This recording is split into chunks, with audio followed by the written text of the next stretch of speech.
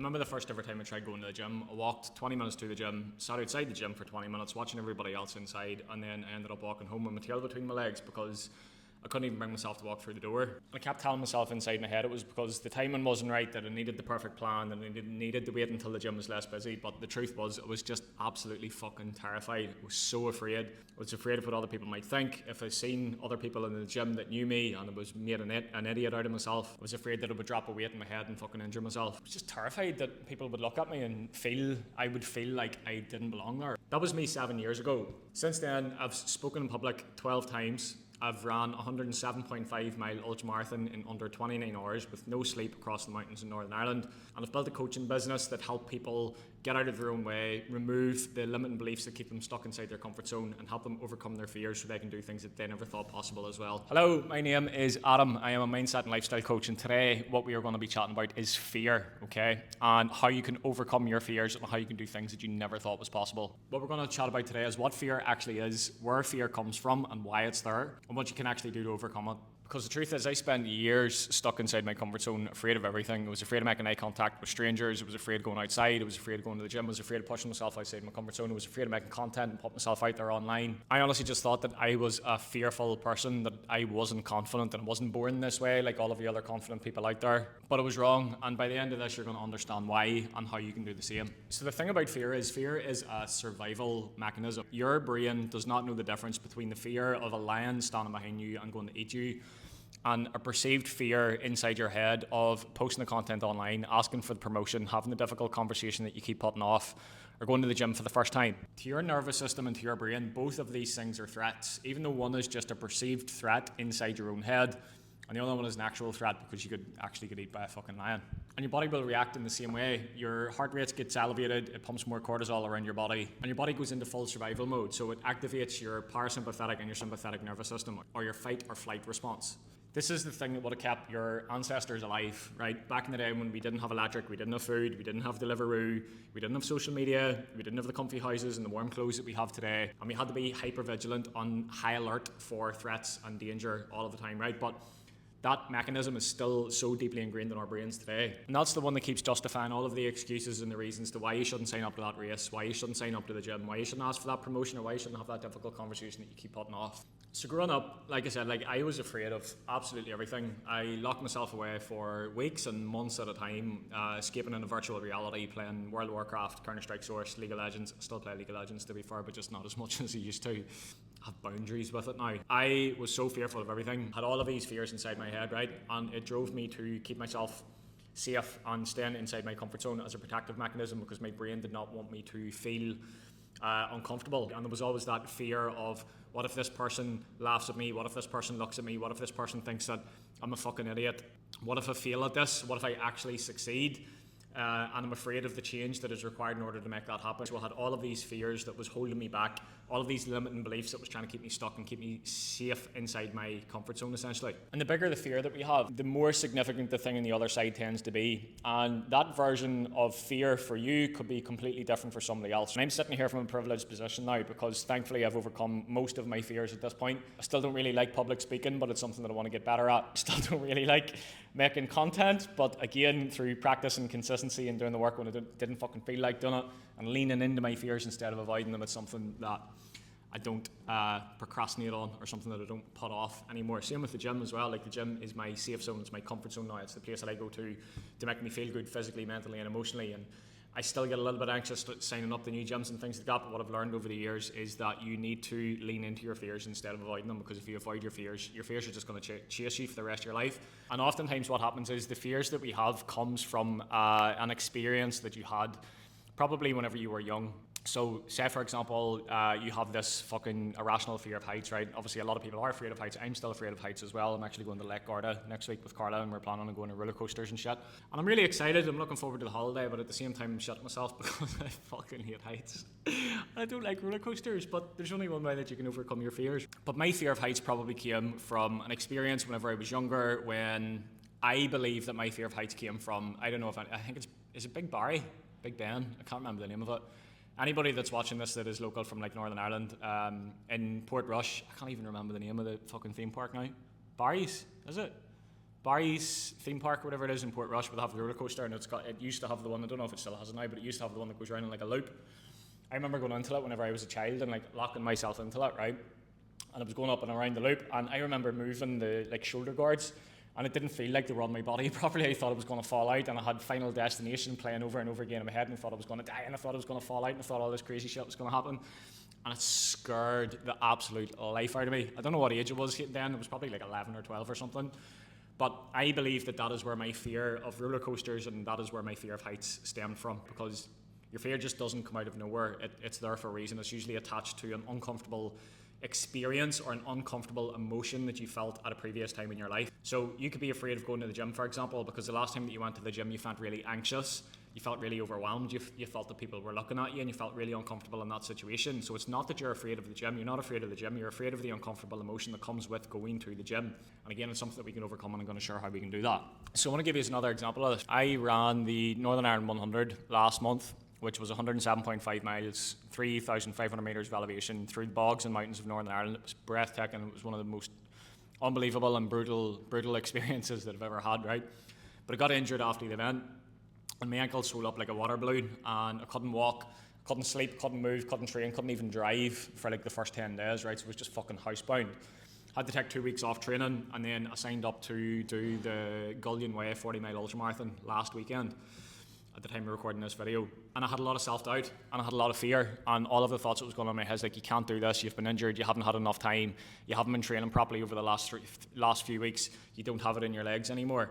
And I could have listened to that voice inside my head, and I could have been like, yeah, do you know what, you're right, actually, I haven't had a proper training block, I was injured there for a couple of weeks, I haven't got enough training in my legs, you're probably not going to be able to finish it. I could have listened to that voice inside my head and not done the event. But I have learned over the years that you need to feel the fear, and you need to feel the self-doubt, you need to recognize it, because you can choose to recognize it, you can choose to listen to it, you can choose to accept it, but you can also choose how you respond to it.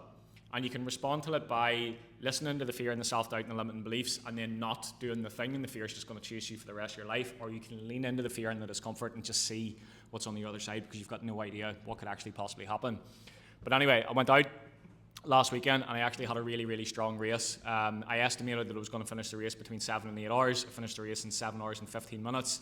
I came 7th. I honestly think I could have came 3rd, because I felt really strong. I was very reserved for the first half of the race as well, and I wouldn't have known what I was capable of. In my head, before I done that race, I was like, there's no way you're going to finish this, there's no way that you're even going to get in like top 20 or top 30, for example, because I had such a break away from training, and I got injured and I didn't get enough time into the prep and stuff. But the point of the matter is, I felt the fear, I listened to the self-doubt, I recognised it, I accepted that it was there, but then I chose not to listen to it. I chose to feel the fear and do the work and push myself outside my comfort zone anyway, and I actually had a really successful race. And the thing about fear is just, it means it matters to you, it means that you care, right? But you can use fear in a productive way, like I did last weekend. You can feel the fear, you can recognise it, you can accept it, and you can lean into it, and you can do it anyway, and then that's how you build that self-trust. That's how you build that self-confidence, right? Because you done the thing, you kept the promise that you said to yourself. Okay, if you tell yourself that you're going to go to the gym and you don't go to the gym, you're breaking a promise that you made to yourself, and that's how you lose self-trust. That's how you lose self-confidence. Okay, how you build confidence is by keeping the promises that you make to yourself. And again, you have to overcome your fears in order to do this. Okay, you can't stay stuck and safe inside your comfort zone, because nothing magical happens there. Growing up, I was so scared of everything. Right? I had no confidence in myself. I had no self-belief. I had no self-trust. I had nothing going for me. It just was a shell of a man, and I was a boy trapped in a man's body. And I just avoided all of the things that made me feel uncomfortable. I stayed safe. I played it safe all of the time. I wouldn't do anything that made me feel uncomfortable at all. So I'd lock myself away gaming for weeks and months and fucking years at a time. I wouldn't go out for a night out at the weekends unless I had alcohol, because it didn't feel safe. I felt anxious. I felt overwhelmed. I was like, what if this person doesn't like me? What if they think that I'm not a fun person to hang around, right? So I felt like I needed drink to have a good time, to take the edge off. And the reason that I was avoiding all of these things, right? Because avoiding these things was a lot more easier than facing my fears and leaning into the things that made me feel afraid and pushing myself outside my comfort zone and actually trying to see what I was actually made of. But the problem is, avoidance is like a self-fulfilling prophecy. The more you avoid something, the more it's going to reinforce that you're afraid of that. Okay, so if you're afraid of going to the gym, if you're afraid of the 5K, if you're afraid of signing up to the race, if you're afraid of having that difficult conversation that you've been putting off for months, if you're afraid of asking for that promotion that you deserve, that you haven't asked for, if you do not take action on that, your fears, that it's going to be self-reinforced, okay? and you're going to be more afraid of that thing. Like I said, the more you avoid your fears, the more they're going to chase you for the rest of your life. Okay, you will never overcome something that you're afraid of, or you feel uncomfortable around, you feel anxious around, unless you actually step into that fear to see what you're made of. And the more that you start to avoid these fears, and the more you start to avoid these things that make you feel uncomfortable, the bigger the fear gets. And then the harder it's going to be for you to overcome that fear again in the future. So there are 3 things that you need to be doing to overcome your fears, right? To reach your true potential, to push yourself outside your comfort zone, and to remove the limiting beliefs that's keeping you stuck inside your comfort zone. The first one is exposure. It's not elimination, because you're not just going to get rid of your fear. You have to expose yourself to your fear gradually over time. Like making content for me, for example, like I can come down here, I can turn the camera on, without really having to stop or start again, which is what I had to do at the start. Carla's coffee cup, by the way. So yeah, absolutely fucking shit myself. Nobody in the house, nobody around me. I wasn't even going to post it online. I don't even think that video has seen the light of day, but I was so nervous. But now I don't feel anxious making content. Yes, sometimes I do overthink it, but nowhere near as much as I used to, because I have exposed myself to my fear. I think I'm approaching 2,000 posts on social media, 2,000 times that I've showed up on social media and pushed myself outside my comfort zone. The first time I ever done it, I was so afraid, I was so scared, I was so nervous, I was so worried about what everybody else would think, whereas now I literally don't even think about it anymore, because it doesn't fucking matter. I've exposed myself to my fear. I've tried to get 1% better every day. I've gradually pushed myself outside my comfort zone over a very long period of time, and now the thing that I was afraid of, I'm no longer afraid of. It was the same with going to the gym. I was shitting myself the first time I ever went to the gym. I had to go to the gym, and I was training with one of my mates, because I didn't have the balls to go into training in the gym on my own, because again I was afraid of what other people would think. I was afraid of looking like an idiot. I was afraid of somebody seeing me. I was afraid of people laughing at me. I was afraid of people were watching me. All of those things were outside my control, and they're outside your control as well, right? But through practice and repetition, and again trying to get 1% better every day, and leaning into my fears instead of avoiding them, and gradually pushing myself outside my comfort zone, now I've built a successful online coaching business where I get to help people from all over the world overcome their fears, remove the limiting beliefs that's keeping them stuck inside their comfort zone, and help them actually reach their true potential, which is nuts, absolutely nuts. And if I can do it, anybody can do it, right? You just need to have the right systems and the right mindset in order to do it. Same with public speaking. I was working with a lifestyle coach, like a therapist / lifestyle mindset coach. And one of the goals that I set with him was that I wanted to do my first ever public speaking event, because it scared the life out of me. I was so far outside my comfort zone, but I have this mindset where I want to see what I'm capable of in life. I want to push myself as far as I can go, physically, mentally, and emotionally. I want to see how far I can take it with things. And I really want to do things that makes me feel good about myself, helps me build that self-trust, helps me build that self-confidence, and helps me build that self-belief. And public speaking was one of the things that I wanted to get better at. So we were working on it for a while. I started to learn about emotions and what emotions were. Like anxiety is uncertainty of the future, so I was feeling really anxious. What if these people laugh? What if they don't get it? What if I stumble on my words? What if I make an idiot of myself? What if I freeze? What if I can't speak? What if this happens? What if that happens? All of these worries, none of them fucking happened. None of them happened. I got really, really good feedback after the first one. But see, after I'd done that first public speaking event, I remember getting into the car on the way home, and I felt unstoppable. I was like, I can do anything. I can do fucking anything at this point. Second time I done it, still felt really anxious, still felt really fucking nervous, was still shitting myself, still had all of those fears and those doubts and those worries inside my head, but it wasn't as bad as the first time. Third time, a little bit better. Fourth time, better again. Fifth time, better again. 6, 7, 8, 9, 10, right? And now I still do get anxious, of course I do, because you can't stop yourself from feeling emotions, but what you can do is you can control how you respond to those emotions, but that's a video for another day. The point is that through exposure to the thing that I was afraid of over a prolonged period of time, eventually I'm not afraid of it anymore. Yes, I still get a little bit nervous and I still get a little bit anxious, but I'm so much more confident at doing it now than it was the first time I done it. Same with social media, same with the gym, same with coaching clients, same with anything that I've done, same with the running and the ultramarathons as well. I was afraid of signing up to doing a 5K the first time I ever started running. I was like, there's no way I'm going to be able to run 5K without stopping. And then once I ran 5K without stopping, I was like, oh, fuck, do you know what? Actually, 10K, that seems pretty scary. That's pretty far away. I'm going to do that as well. Don't know if I'm going to be able to do it. Don't know if I have it in my legs. Don't know if I have the confidence. Don't know if I have the discipline to do it. Done 10K. Oh, fucking hell, this is class, right? Then I'm going to do half marathon, then full marathon, then 40-mile ultramarathon, then 107.5 mile fucking ultramarathon. This time last year, if you told me I was going to run 107.5 miles with 3,500 meters of elevation, with no sleep through the middle of the night, I would have laughed in your face and been like, no fucking way, right? And even when I signed up to that ultramarathon before Christmas, I felt all of those fears, all of those doubts. There's no way. You don't have enough discipline. That's for people like David Goggins, right? It's not for someone like you. That was my brain trying to keep me safe, trying to keep me stuck inside my comfort zone. But I was able to recognize the fact that I was having self-doubt, challenge it, and expose myself over a very long period of time. I was training for it for like 5 or 6 months. I was pushing myself outside my comfort zone. I never missed a training session. I showed up on the days I didn't feel like doing it. And now I believe that I can do it again. And I've actually signed up to race 120 miles in September. Now, I'm not saying that you have to run fucking ultramarathons, right? I love ultramarathons. I like the challenge. I like the mental challenge. I like the physical challenge. There's a great community. It's a really good way for me to go on an adventure and explore new areas and see new places and meet new people. And I just love getting, like, I work very fucking hard, and I'm stuck behind a screen with back-to-back Zoom calls and coaching calls and stuff on a weekly basis. So I enjoy getting out into nature. And I think that's why one of the reasons why I love it so much is the mental discipline that it gives me, but also the breakaway and just being time outside. Like, that's where we're naturally supposed to be. But again, the point is, I never thought that it was possible. I had the fears trying to keep me stuck inside my comfort zone, but through exposure over 5 or 6 months of training, gradually increasing my mileage over time, gradually building and collecting that undeniable proof and that undeniable evidence that it was moving in the right direction. By the time I got to the race, I was like, do you know what, actually I'm pretty confident that I can finish this. I don't know what time I'm going to get, but I'm pretty confident that I could do it. And it's going to be the same for anything that you're doing as well, whether it's in your business, your relationship, in your training, if you've got a physique goal that you're trying to focus on, it doesn't matter. What you need to understand is that confidence is not a prerequisite for action. You have to take action to build the confidence. You don't wait until you feel confident to take action, right? You only build the confidence by taking action. Even on the days you don't feel like doing it, even when you feel afraid, even when you've got all of those self-doubts going on inside your head, you have to take the action first, and then you build the confidence, right? People are not born confident. I wasn't born confident. I was a fucking shell of a man. I was so anxious, so nervous, so stuck inside my own head, overthinking everything, riddled with self-doubt, riddled with anxiety. I was depressed. It was all of these different things in a previous time in my life, right? And I've been able to overcome every single one of those things by focusing on getting 1% better every day, by not waiting until I felt ready, not waiting until I felt motivated, and just showing up and taking action anyway.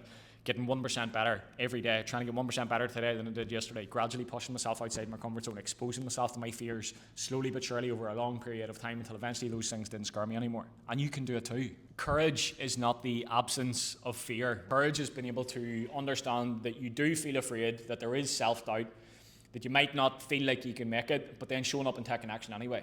Courage is being able to feel the fear, recognize it, accept it, choose not to listen to it, and choose to take the action anyway. Choose to push yourself outside your comfort zone anyway, despite the fear, despite the self-doubt, despite the anxiety.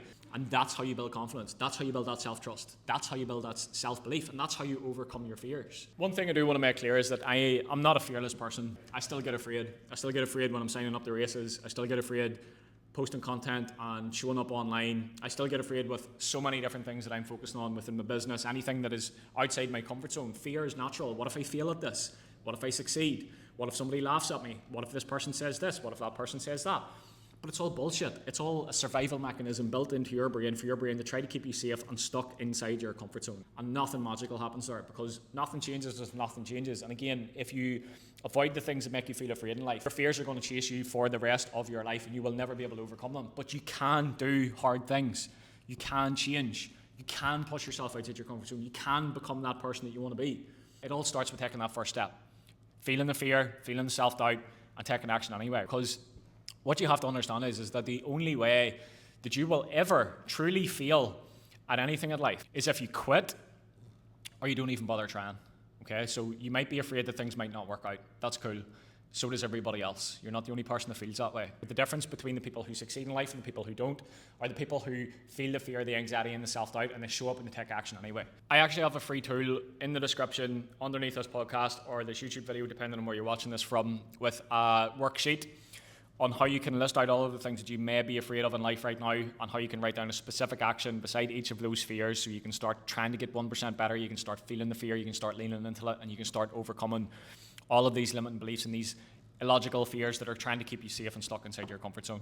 Thanks for listening. I hope you enjoyed this episode.